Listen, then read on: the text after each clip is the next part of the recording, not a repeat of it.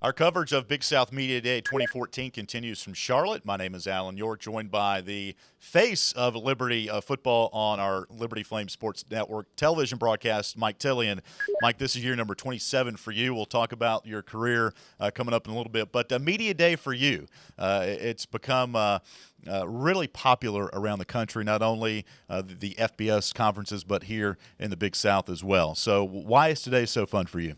Well, it's really the official start of the football season for me, because it's an opportunity to meet some of the players, see the coaches, start to talk about what everybody's expecting will happen. And, you have your own notepad and start jotting down, who's going to be the best team and the star players. So it feels like a kickoff for everything today.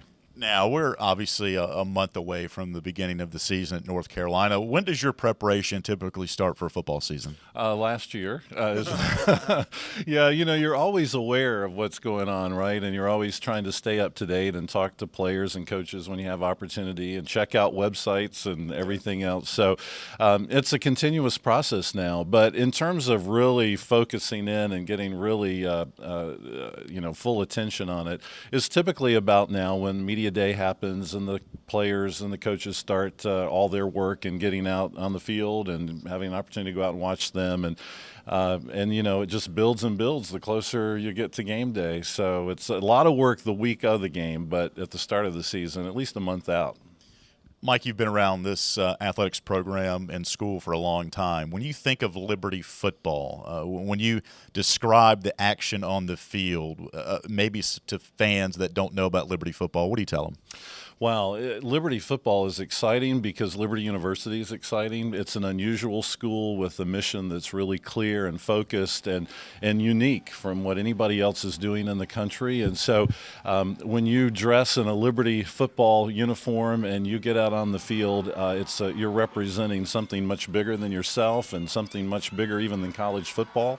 And so it makes it just an exciting opportunity. It's fun to describe it. It's fun to see how the students rally around it, and it's one of many sports that Liberty offers, but it is the most prominent and the most visible and the most supported, and so it just makes for a lot of fun, a lot of excitement every Saturday. I think both of you me and you fall in the same category. We're both play-by-play guys. At the same time, it's important for the outreach that we provide for Liberty. Do you ever think about that maybe during a commercial break about, hey, what segment's coming up next, what Bruce is going to tell you to talk about, not just the football game, but about Liberty, maybe a live read or something like that. And those things are important, not only to describe the action, but the outreach of the school as well. Well, it's interesting because there are, diehard football fans who know every stat about Liberty, right? Every player and how they're performing and if the offense is doing what it needs to do. And a lot of those folks live in Central Virginia. They've been following Liberty sports for a long time. And so you have a fan that is entrenched in Liberty athletics. And then you have somebody who's living in Washington State who doesn't know very much at all about Liberty, but they're connecting because of television, and you're having an opportunity to showcase the university and to showcase the athletic program. And so we focus on the local viewer as well as the national viewer, and these days with all the live streaming, the international viewer. Last year we had so many folks contact us from other parts of the world who were either in the military or they were online students, graduates that were connecting and watching the broadcast. So you're trying to communicate as best you can what's happening at Liberty really all over the world. Right. I get this question a lot, maybe for some younger broadcasters coming up.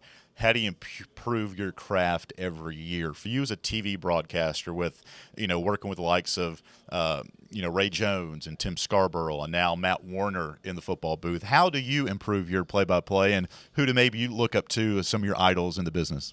Well, I grew up in North Carolina and a North Carolina Tar Heel fan, which makes this season opening game very interesting for me. I know where you're going with this. I know. And so it was all about Woody Durham, right? And so I listened to Woody Durham. I recorded games that Woody Durham did and listened back to them and just found him to be very fascinating because of his knowledge, but also his energy, enthusiasm, and the drama that he created. Now, fortunately, Carolina, especially in basketball, created a lot of drama. They had so many come from behind wins during those 80s and 90s.